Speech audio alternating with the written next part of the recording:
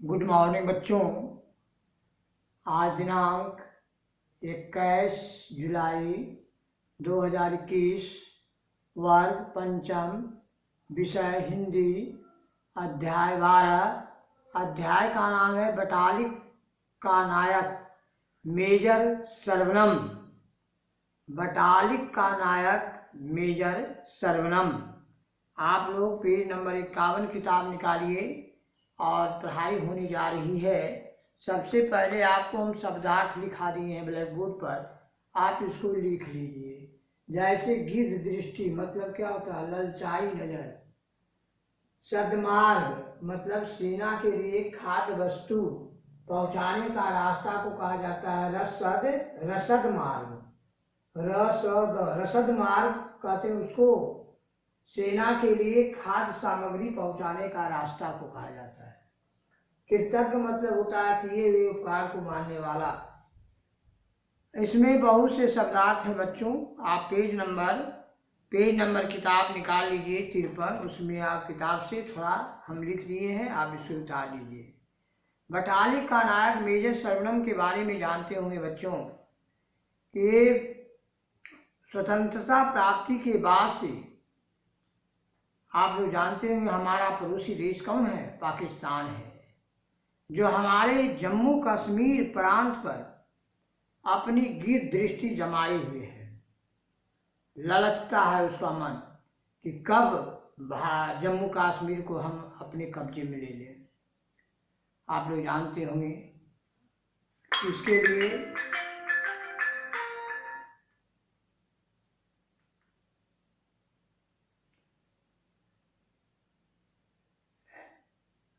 इसके लिए बहुत से हमारे वीर सपूत जो है मर मिटे, और बहुत से ऐसे जो है हमारे जम्मू कश्मीर प्रांत पर जमाने के लिए बहुत संघर्ष हुआ, जो कि आप लोग जानते ही होंगे। आज कुछ वर्ष पहले आप लोग पाकिस्तानी घुसपैठियों ने जम्मू कश्मीर के कारगिल क्षेत्र की पहाड़ियों पर चुपचाप का कब्जा कर लिया था। कारगिल का नाम जानते होंगे बच्चों।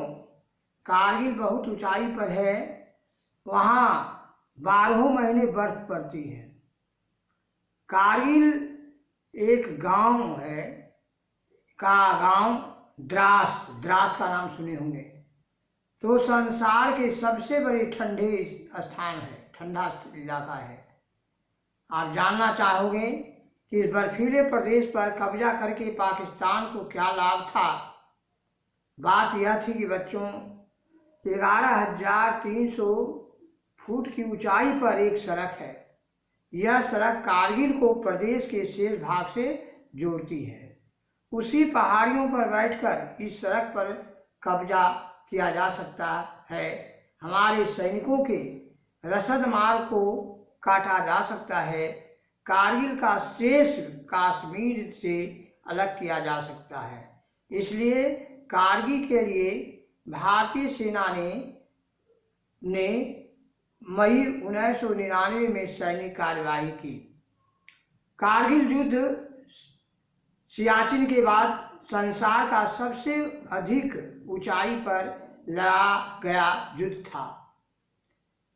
युद्ध क्षेत्र की ऊंचाई क्या थी? 11,000 से 27,000 तक फुट थी। स्थिति बहुत गंभीर थी बच्चों। पाकिस्तानी सैनिक घुसपैठिए पहाड़ों की चोटियों पर पहले से गोला बारूद लेकर डटे हुए थे। उन्होंने अपनी रक्षा के लिए वहां बंकर भी बना लिए थे। चोटी पर चढ़ने का प्रयास करने वाले को वे आसानी से गोली का निशाना बना सकते थे। कारगिल का नाम सुने हो? कारगिल युद्ध। कारगिल के पहाड़ों की चोटियां दरातियों और तलवारों की तरह नुकीली है। आप फोटो में देख सकते हैं किताब से। हमारे वीर सैनिक इस प्रकार से ऊपर चल रहे हैं। वहाँ एक भी वृक्ष या झाड़ी के दर्शन नहीं होता, कोई वृक्ष नहीं जिसकी आड़ में छिपा जा सका कि आप छिप ही सकते हैं। करकराती ठंड में बर्फीली चट्टानों पर सीधी चढ़ाई चढ़कर ही चोटी पर पहुंचाया जा सकता है। ऐसी कठिन स्थिति में भारतीय जवान अंधेरी रात में 2-3 दिन तक कुहनियों के बल रेंगते हुए चोटियों पर पहुंचे और दुश्मनों के दांत खट्टे करके उन्होंने चोटियों पर कब्जा कर लिया, अपने क्षेत्र से शत्रु को मार भगाया। कारगिल के युद्ध में हमारे सैनिक अधिकारियों और जवानों ने अद्भुत साहस और शौर्य का प्रदर्शन किया। मातृभूमि की रक्षा के लिए अनेक वीर शहीद हो गए बच्चों, है न? तो प्रस्तुत है एक ऐसे ही अमर शहीद साहसपूर्ण कारनामों की सच्ची कहानी हम कहने जा रहे हैं। उसका नाम है सर्वनम मरियप्पन, जो हमारे देश के एक मेजर थे, मेजर का पद था, और बिहार रेजिमेंट यूनिट जनप्राण तमिलनाडु, उनका तमिलनाडु घर था, जो कि दुश्मनों के पाकिस्तानी दुश्मन के जो है दांत खट्टे कर दिए और वहाँ जीत कर आए, कारगिल युद्ध में विजय प्राप्त किए, है ना। कारगिल के युद्ध में मेजर सर्वनम का काम सौंपा गया था। बटालिक चोटी को दुश्मन के कब्जे में मुक्त कराने के लिए बटालिक इन्हीं को रखा गया था, सर्वनम मरियप्पन को। हथियारों से लैस दुश्मन चोटी पर डटा था। दुश्मनों की संख्या कितनी है किसी को पता नहीं था। खड़ी चढ़ाई वाली बर्फीली चोटी पर चढ़ना अब अपनी मौत को निमंत्रण देना था। सीधा चढ़ना था, बर्फ ना घास ना वहाँ वृक्ष थे कि जो कि छिप भी सकते थे। लेकिन देश प्रेम के मतवाले सर्वनम मौत से भी कब डरने वाले थे। 29 मई 1999 का समय था, रात का सन्नाटा था बच्चों।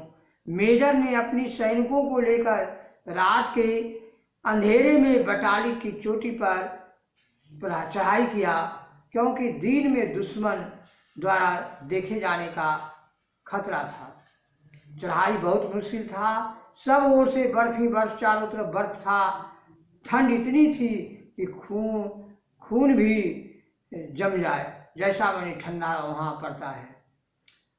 घनघोर अंधकार, हर क्षण ऊंचाई से फिसलकर मौत के मुंह में समा जाने का खतरा, चढ़ाई का असंभव सा दिखने वाला कार्य। लेकिन सर्वनम ने सिद्ध कर दिया कि देश प्रेम, साहस और संकल्प के द्वारा हर असंभव काम भी संभव हो जाता है। साहसी सर्वनम छिपते आड़ लेते हुए कुहनियों के बल रेंग कर धीरे धीरे वहीं जा पहुंचे जहां दुश्मन घात लगाए हुए था। मेजर दुश्मन के 3 तरफ से घेर कर उसका सफाया करना चाहते थे, पर तभी अचानक शत्रुओं ने उन्हें देख लिया और इन पर हमला बोल दिया।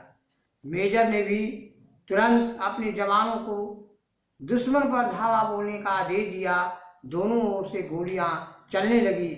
तभी अंधेरे में रेंगते हुए सर्वनम गोलियों की बौछार के बीच अपने प्राणों की परवाह नहीं करते हुए दुश्मन के ठिकाने के ठीक पीछे जा पहुंचे और दुश्मनों पर पीछे से गोलियां बरसाने लगे। इसी अचानक आक्रमण से दुश्मन सहम गए। उन्हें लगा कि वे 3 ओर से घिर गए हैं। अब तो सारे शत्रु सैनिक अपनी जान बचाने के लिए गोलियां बरसाते हुए उसी ओर से नीचे की तरफ भागने लगे जिस ओर मेजर मोर्चा संभालते हुए थे। मेजर आमने सामने की मुठभेड़ में फंस गया। उन्हें शत्रुओं की कई गोलियां लगी। वे लहूलुहान नीचे गिर पड़े। उनका शरीर शिथिल हो गया, पर उन्होंने हिम्मत नहीं हारी। वे भागते हुए दुश्मनों पर आखिरी दम तक गोलियां बरसाते रहे। भागते हुए 4 शत्रु सैनिकों को मेजर ने गोलियों से भून डाला। बाकी ने वहां से भागकर अपनी जान बचाई। देश के लिए अपनी जान की बाजी लगा देने वाले भारत मां के इस सपूत के सामने वे कायर भला कैसे ठहर सकते थे। सूर्योदय से पहले ही बटालिक चोटी पर भारतीय सेना का अधिकार हो गया। दुश्मन हार गया। मेजर सर्वनम ने अपनी खून की आखिरी बूंद से इस जीत का इतिहास लिखा। इस प्रकार से आप लोग बच्चों, आप लोग समझ गए होंगे कि देश प्रेम, अपने देश प्रेम होना, अपने देश के लिए रक्षा के लिए आदमी को, मनुष्य को त्याग देना, सब कुछ त्याग देना चाहिए, क्योंकि मातृभूमि है तो मैं हूँ। और यह जो है शहीदों की गाथाओं के पढ़ने, देश की सुरक्षा के प्रति जागरूक रहने की प्रेरणा मिलती है इससे। और आप लोग को मैं यही कहूँगा कि अपनी पढ़ाई के साथ साथ आप जो है देश की रक्षा का भी आप ध्यान रखेंगे। और मैं आप लोगों को यह कहना चाह रहा हूँ कि बटालिक का नायक मेजर सर्वनम जैसा था, उसी प्रकार से आप भी वीर साहसी बनिए और बहादुर बनिए। जय हिंद, जय भारत।